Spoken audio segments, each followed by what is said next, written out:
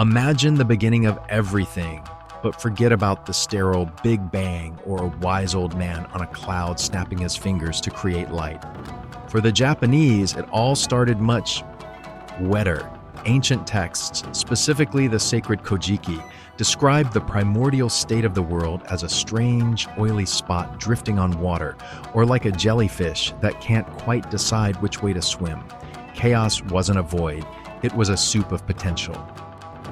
Welcome to Just Mathin' Around, where myths get weird. Today we are venturing to a place where gods don't just sit on thrones, they die from burns, turn into vengeful spirits, and stage a striptease to save the sunlight. Get comfortable and, just in case, check if you have 3 peaches handy. Believe me, in this story, they are the most reliable weapon against the forces of darkness. Let's go. Block 1. The Spear, the Island, and the Failed Ritual. From this primordial, damp, and undefined mass, like reed shoots in spring, the first entities began to sprout. They were called Kotoamatsukami, separate heavenly deities.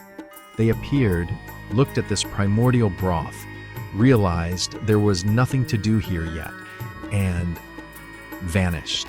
They hid in dimensions of pure abstraction. No drama, no epic battles for the throne, no intrigue. Just, hello, I exist.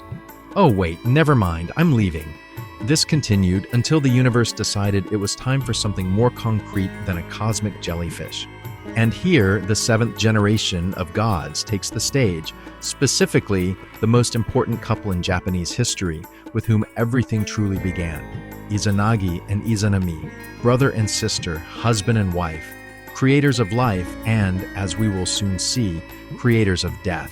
The higher powers handed them perhaps the most famous instrument in Shinto, Ame no Hoko, the heavenly jeweled spear, and said, "This floating land down below looks pathetic. Make it solid." So, our heroes stand on the floating bridge of heaven, staring into the abyss beneath their feet. This was the moment the architects met the construction site.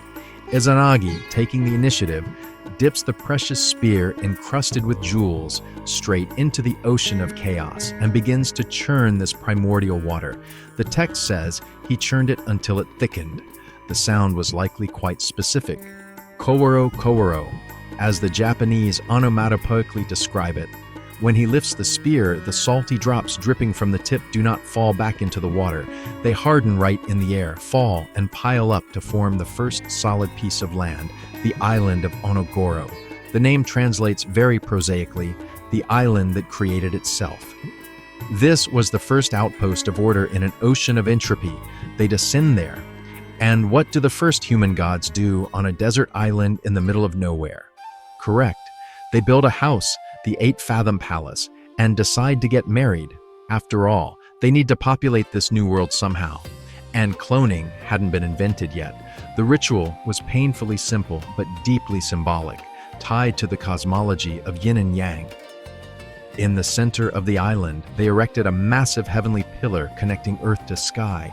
Izanagi was to walk around it from the left, Izanami from the right. When they met, knowledge and the proclamation of marriage vows were to take place, and so they walked towards each other around the pillar, hearts beating, the moment of truth. They meet face to face.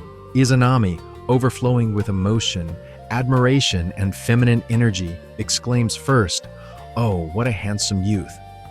Izanagi, a bit taken aback but not lost, replies, "Oh, what a beautiful maiden."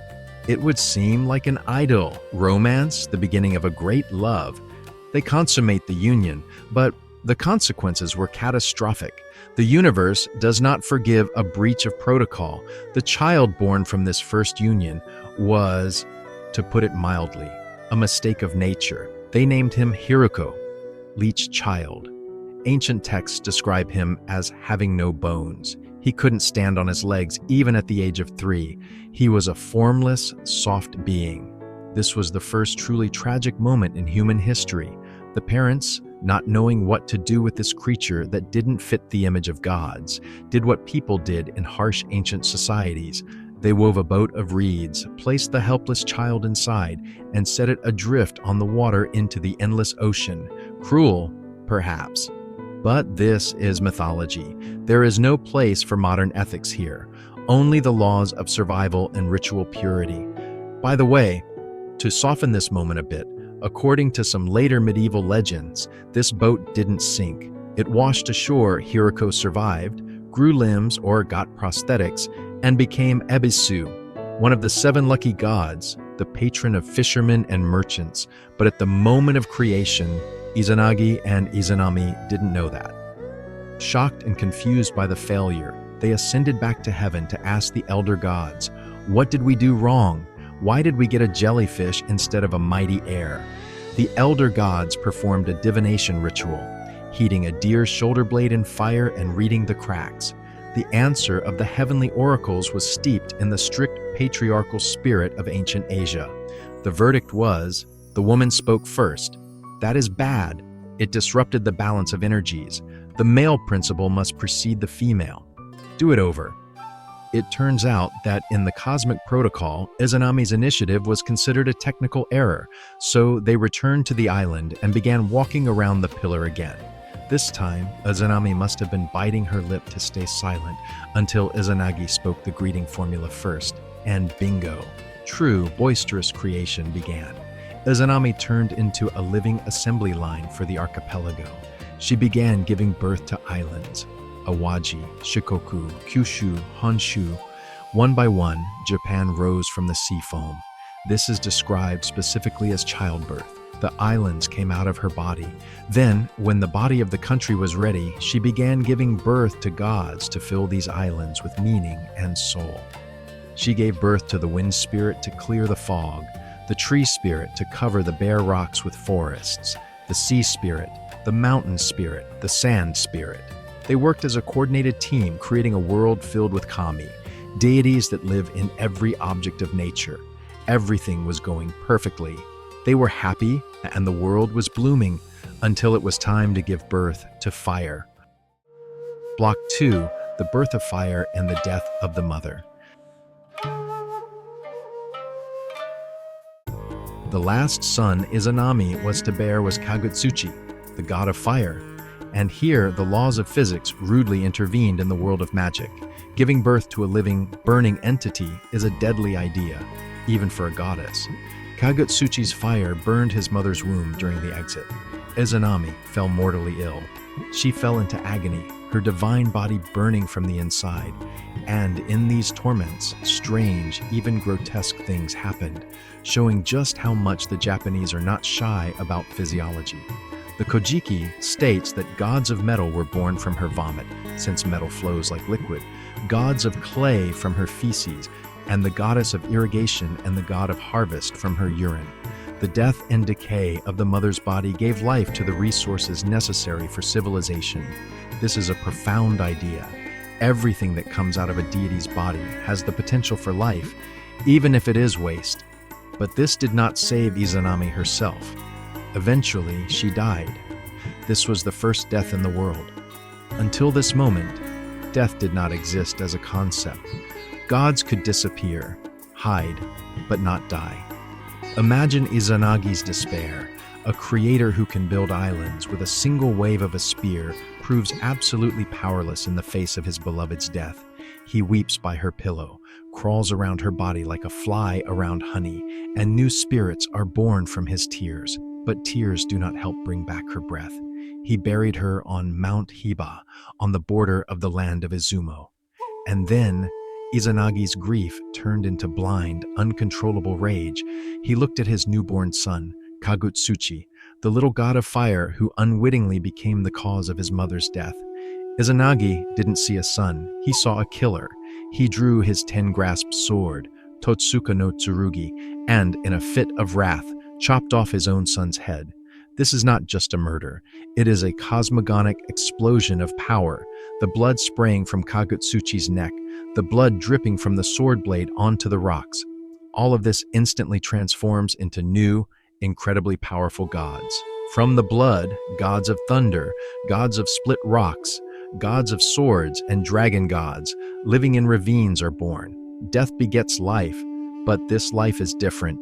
It is aggressive, born of violence, pain, and vengeance. The world ceased to be a peaceful garden, But Izanagi feels no relief. Revenge brought no solace. He cannot accept the loss. He decides to do what no one had ever done before. He decides to breach the boundary of worlds. He sets off for Yomi, the land of the Yellow Springs, the world of the dead, to take her back. He believes that death is just a mistake that can be fixed. Block 3. Escape from Hell and Peaches. And here, friends, the real horror begins. This isn't the romanticized ancient Greek Hades with its sad fields of asphodel. Yomi is a place of rot, darkness, dampness, and hopelessness. It is a polluted land. Izanagi descends deep into the earth, passing through a long, dark tunnel, and finds Izanami near the gates of a great underground palace. She stands in the shadows. He doesn't see her face, only hears her familiar, dear voice. He begs her, "My beloved, come back. The land we were building is not yet finished. We haven't finished our work. Without you, everything will turn to dust." Izanami replies quietly, with deep regret and sorrow, "You came too late. I have already eaten food from the hearth of Yomi." This is a universal motif in world mythology. Eat the food of the dead and you become part of the world of the dead. You have changed your biology. You no longer belong to the world of the living. Your metabolism is now tuned to darkness. But a faint hope appears in Izanami's voice. She says, "But since you, my husband, came all this way for me, I want to return. I will try to negotiate with the gods of the underworld to let me go. I will go into the palace and speak with them. Just promise me one thing. While I am there, do not come in after me and do not try to look at me." Izanagi promised. He was ready for anything, and he sat down to wait by the entrance. He waited a long time. In total darkness, where only the sounds of dripping water, the rustling of unknown creatures, and his own heartbeat could be heard. Hour after hour passed, day after day, if time even exists there. Even a god's patience has limits. He began to worry, then get annoyed, then suspect something was wrong. Finally, he couldn't take it. He pulled a comb from his hair, broke off one thick-end tooth, and lit it like a small but bright torch. He entered the palace, breaking his promise. He wanted to see his beautiful wife, but what the firelight revealed made him regret having eyes at all. Before him was not his Izanami. It was a decomposed, swollen corpse rotting away. Thousands of maggots swarmed in her body, making a disgusting sound like boiling water. And most terrifying of all, in her chest, stomach, head, and limbs sat and growled 8 thunder gods. The Raijin were born right out of her rotting flesh. This is a moment of pure horror. He saw death without embellishment, in all its disgusting reality. But Izanami's reaction was even more terrifying. She wasn't ashamed. She became enraged as only a deity can. Seeing the light and the horror in her husband's eyes, she screamed in an inhuman voice, "You shamed me. You saw me like this." Love instantly, in 1 second, turned into hatred. Demonic, absolute hatred of a woman whose most terrible secret was revealed. Izanami sends the Yomotsu Shikome after him. Hideous hags of the underworld, capable of running 1,000 li in one day. The most epic escape in mythology begins. Izanagi runs up the slope toward the light, with the army of the dead screeching behind him, and here he uses magic. Quite specific, I would say botanical magic. When the hags almost grab his heels, he rips the black vine wreath from his head and throws it to the ground. It instantly turns into bushes of wild grapes. The hags, being eternally hungry creatures, since the food in hell is terrible, stop to devour the berries. He buys a little time, but they catch up again. He breaks the teeth of his comb and throws them. Bamboo shoots grow instantly from the ground like spears. The hags stop again to chew on the young shoots. It would seem he is saved. But no, now Izanami herself sets out after him, and with her, the same 8 thunder gods and 1,500 warriors of the dead. The earth shakes. Izanagi reaches the very exit of hell, the Yomotsu Hirasaka Pass. And there he finds his last saving weapon. No, not a sword. He already used the sword. Peaches, a simple peach tree grew on the border of the worlds. He plucks 3 fruits and throws them with all his might at his pursuers. And a miracle happens. The army of the dead, the mighty thunder gods, all these horrors get scared and run back into the darkness. Why peaches? In Chinese and Japanese tradition, the peach is not just a fruit. It is a powerful symbol of life, yang energy, and immortality. It is the strongest ward against evil. Life defeats death simply by the fact of its presence, its vital force. Finally, Izanagi jumps out into the world of the living and quickly blocks the entrance with a huge boulder that 1,000 men could not move. The entrance to Yomi is sealed. On opposite sides of this stone stand the former lovers, who have now become sworn enemies. Here, their final dialogue takes place. The official divorce of universal scale. Izanami screams from the depths of the cave, and her voice sounds like a curse for all humanity. My dear husband, if you have done this to me, if you have abandoned me here and renounced me, I will come to your world every day and strangle 1,000 people. I will take them to me. Izanagi, having calmed down, replies with sadness but firmness, My dear wife, if you do that, I will build 1,500 birthing houses every day. That is, I will ensure that 1,500 new people are born. This is how the fragile balance of life and death was established in our world. Birth rates always, at least slightly, exceed mortality so that humanity can survive and develop. Izanami became the great goddess of death, the ruler of Yomi, and Izanagi moved on, leaving the past behind. Before we move on to the birth of the most famous gods, I have a question for you. The concept of hell or an underworld exists in almost every culture, but in Japan, as you can see, it is not a place of punishment for sins. There are no cauldrons of pitch for sinners, or a court weighing your deeds. It is simply a place of ritual pollution, decay, and darkness. Which concept of the afterlife do you think is scarier? The one where you are eternally punished for specific faults, or the one where you simply become part of endless rot, regardless of whether you were a saint or a murderer? Write your thoughts in the comments. I am genuinely interested to read your theories about the fear of death in different cultures. Block 4, Purification and the Great Trinity. Let's return to Izanagi. After escaping the realm of the dead, he felt incredibly dirty. And no wonder. He had touched death. He had breathed the air of decay. In Shinto, this is a key concept, kagari. It is ritual pollution, which is sticky. It is transmitted through touch with blood, sickness, or death. A person with kagare cannot communicate with gods. They bring misfortune to the community. To get rid of it, one must perform misogi, ritual purification with water in a fast-flowing river. Izanagi finds a clean stream in Awagihara on the island of Kyushu and begins to undress. And again, the magic of creation does not stop for a moment. Every item he throws on the ground becomes a separate deity. The belt, trousers, crown, bracelets, everything turns into spirits that protect travelers or live in road dust. But the most important and majestic thing happens when he steps into the water and begins to wash, scrubbing the filth of the underworld off himself. He cups icy water in his hands and washes his left eye.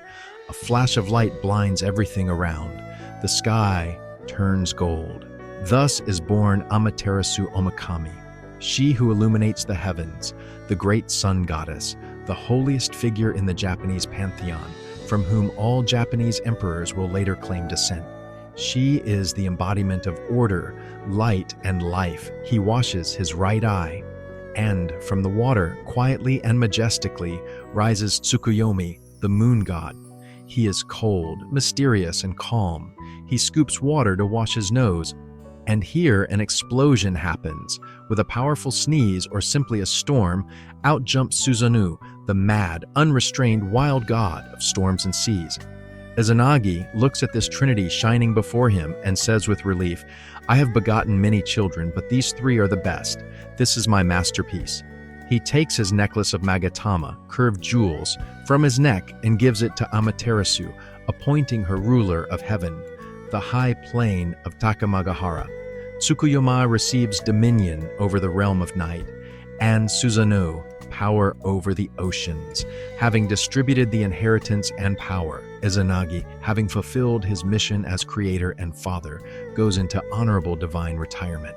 He disappears from the stage, and we will hardly hear about him in myths anymore. But his children. Oh, his children staged such a family drama that the writers of Game of Thrones smoked nervously on the sidelines. Susanoo was the classic problem child. He refused to rule the ocean. Instead of managing the waves, he sat on the shore and began to cry. And he cried, not like a child, but like a storm god. His sobs dried up rivers, killed plants on mountain slopes, and caused earthquakes. The world began to wither from his grief. When the angry father returned for a moment and asked, "Why are you bawling when you were given an entire ocean?" Susanoo answered honestly and shockingly, "I don't want to be here. I want to go to Mom, to Nano-kuni, the land of the dead." Izanagi, whose eye must have been twitching at the mention of his ex-wife and her hospitality, simply kicked his son out. "Get out. Go wherever you want. Just get out of my sight." But before going into exile, Susanoo decided to stop by to say goodbye to his sister Amaterasu in the heavens. Amaterasu, knowing her brother's explosive and unpredictable character, did not believe in a sentimental goodbye. The earth shook as he approached. She thought he was coming for war, so she met him not as a sister, but as a warrior. She undid her hair, tied it in men's knots, put on armor, and took a bow in her hands. "Why have you come?" "To take my kingdom." Susanoo assured her his intentions were pure. "I have no evil intentions. I am just going to Mother." To prove this, they arranged a magical contest, Ukeha, trial by pledge. The essence of the contest was who could create more gods, or gods of a certain gender, from each other's belongings. They chewed swords and necklaces, spat out mist from which new kami were born. Technically, Susanoo declared himself the winner because women were born from his sword, which testified to his peaceful, as he claimed, intentions, or vice versa. Interpretations vary, but the essence is the same. He felt he had won. Block 5, the striptease that saved the world. And here he went off the rails. Sensing the taste of victory and total impunity, Susanoo decided to stay in heaven and began to create absolute chaos. It was a teenage rebellion with the power of a nuclear bomb. He destroyed the rice fields his sister had planted with such labor, breaking the boundaries between plots. He filled in the irrigation canals. He even defecated, and this is direct text from the myth, no censorship. The original says excreted in the sacred temple, right on the throne where Amaterasu was supposed to taste the new rice harvest during the holiest ritual. Amaterasu endured. She invented excuses for him, like a loving but blind sister. Well, maybe he's drunk. Maybe he knocked over the dirt by accident. He's just upset. But the final straw was so terrible that it changed the course of history. Amaterasu was sitting in her sacred weaving hall with her celestial weavers. They were weaving clothes for the gods. Suddenly, Susanoo punched a hole in the roof of the hall and threw in a dappled heavenly horse, which he had flayed alive moments before. The bloody hide of the poor animal fell right in the middle of the hall. It was so unexpected, disgusting, and terrifying that one of the handmaidens, in fright, impaled herself on a sharp weaving shuttle and died on the spot. In some versions, the injury was in a very intimate place, adding even more tragedy and taboo to the situation. Amaterasu was horrified. Her patience snapped. But instead of fighting her brother, she did what many of us want to do when the world becomes unbearable: hide. She entered the heavenly cave, Ame no Iwato, and tightly blocked the entrance with a huge stone, and a catastrophe of cosmic scale occurred. Amaterasu is the sun. As soon as she disappeared, the universe plunged into eternal night. Chaos began. Evil spirits, taking advantage of the darkness, crawled out of all cracks, their voices sounding like the buzzing of flies in the 5th month. The world began to die. 8 million gods, the traditional Japanese number for infinity, gathered before the cave for a crisis meeting. They sat in the bed of the dried-up heavenly river. It was a stalemate. It was impossible to open the cave by force. Amaterasu is too strong, and the stone too heavy. Pleading didn't work. She was too offended. Then one of the wise gods, Omoikane, god of thought, had a brilliant idea. If we cannot pull her out by force, we will lure her out with curiosity. We need to throw a party. The loudest party in history. The gods began preparations. They made a huge bronze mirror, Yara no Kagami. They brought jewels. They brought roosters, whose crowing proclaims the morning to trick her. But the main role was played by the goddess of dawn, joy and mirth, Ame no Uzume. She turned over a huge wooden tub for fermenting sake so that it resonated like a drum, jumped on it, and began to dance. It wasn't just a dance. It was an ecstatic, wild performance. Entering a trance, Uzume bared her chest and hiked her skirt up to her waist. The rest of the gods, seeing this, exploded with such thunderous laughter and applause that heaven shook. Imagine the situation through Amaterasu's eyes. She is sitting in a dark, cold cave, sure that sorrow, weeping, and gloom reign outside because the light is gone. Suddenly, she hears that the best party in the history of the universe is happening out there. Laughter, music, stomping. Female curiosity got the upper hand. She moved the stone slightly, creating a small crack, and called out, "I thought that without me the world was in darkness and everyone was crying. Why is Uzume dancing and all the gods laughing?" Uzume, without stopping her dance, slyly replied, "We rejoice and celebrate because we found a goddess even brighter, more majestic, and better than you." This stung Amaterasu's pride.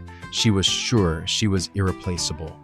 Who could that be, she thought, and peeked out a little further to see her rival. At that moment, the gods held the mirror up to her face. Amaterasu, who had never seen her own reflection before, mirrors didn't exist yet, was mesmerized by the radiance coming from the mirror. She thought it was indeed another goddess and reached out to her in wonder. At that very instant, the strong god, who was hiding nearby in ambush, grabbed her hand and yanked her out. Another god quickly blocked the entrance with a sacred rope so she wouldn't run back into hiding. The sun returned to the sky.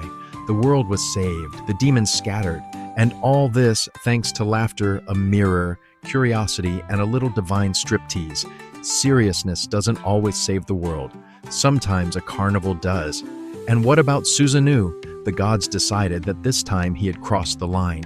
He was put on trial. He was punished very severely by the standards of that time. His hair was cut, which meant loss of power.